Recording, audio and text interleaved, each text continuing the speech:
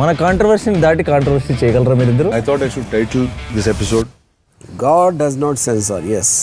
నాకు ఎందుకు సార్ బాబులు చేసేటప్పుడు ఇలాంటి మంచి కామ్ ఆఫీస్ ఎందుకు లేదు మాకు? అప్పుడు డబ్బులు లేదు. ఎవరైనా సరే ఎక్కడైనా బెల్ట్ షాపులు పెడితే మాత్రం నేను కూడా బెల్ట్ తీయాల్సి వస్తుంది, జాగ్రత్తగా ఉండమని హెచ్చరిస్తున్నా. నేను చాలా స్పష్టంగా ఉన్నాను, మద్యం జోలికి ఎవరు రాకూడదు. ఎవరైతే షాపులు తీసుకున్నారో వాళ్ళు అమ్ముకోవడం తప్ప ఏ నాయకుడు కానీ ఏ దందాలు చేసేవాళ్ళు కానీ అందులో ఇన్వాల్వ్ అయితే మాత్రం నేను ఎవరిని వదిలిపెట్టనని చెప్పి మరొకసారి హెచ్చరిస్తున్నా.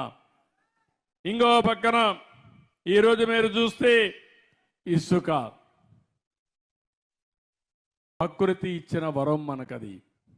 వర్షాలు పడతాయి, వాగుల్లో వంకల్లో నదుల్లో ఇసుక ఫార్మ్ అవుతుంది, అది మన కన్స్ట్రక్షన్కి అవసరం. దీన్ని కూడా వ్యాపారం చేసుకున్నారు. దీన్ని కూడా ఆ రోజు ఇసుక అంతా కూడా దందాలు చేసి పెద్ద ఎత్తున నాశనం చేసే పరిస్థితికి వచ్చారు. వీళ్ళు 1000 కోట్లు సంపాదించుకున్నారు. పేదవాళ్ళకి ఇసుక దొరక భవన నిర్మాణ కార్మికులు 40 లక్షల మంది ఉపాధి లేకుండా నానా అవస్థలు పడే పరిస్థితికి వచ్చారు. నేను ఈరోజు అందుకనే ఒకే హామీ ఇచ్చాను, మీ ఊర్లో ఇసుక ఉంది, తెచ్చుకునే స్వేచ్ఛ మీకు ఇచ్చాను. మీ ట్రాక్టర్ తీసుకెళ్ళండి, మీరే ఇసుక తెచ్చుకోండి. ఎవరైనా అడ్డం వస్తే నా పేరు చెప్పండి, అవసరమైతే నిలదీయండి, తాట తీస్తామని చెప్పండి. ఇది ప్రభుత్వం ఇచ్చిన స్వేచ్ఛ మీకు. ఇది ఎవడైనా అడ్డం వస్తే మాత్రం ఏం భయపడక్కర్లేదు. 2వ గేర్లో పోతా ఉంటే 4వ గేర్లో మార్చి స్పీడ్ పెంచండి, ఏం కాదు.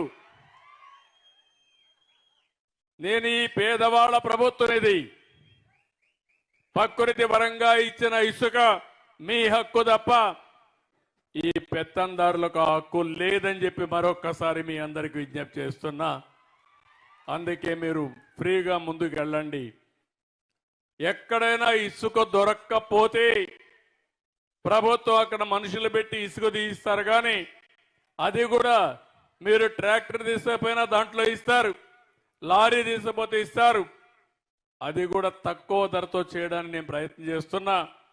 మీకంటే అది తక్కువ, మీరే చేసుకుంటే తక్కువ ధరకు వస్తే మీరే చేసుకోండి, ఎవ్వడు అడ్డుపడడు.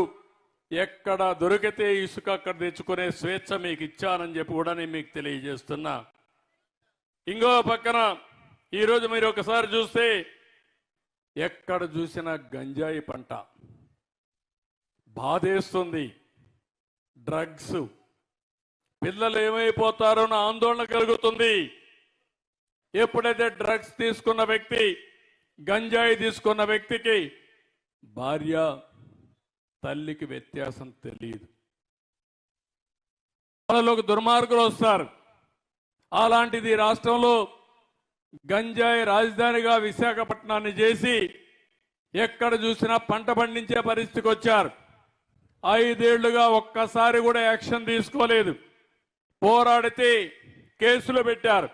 ఈరోజు నేను చెప్తున్నా, ఎవడైనా సరే గంజాయి కానీ ఎక్కడన్నా పండించినా గంజాయి తెచ్చి అమ్మినా అదే మీకు చివరి రోజున మరొక్కసారి హెచ్చరిస్తున్నా.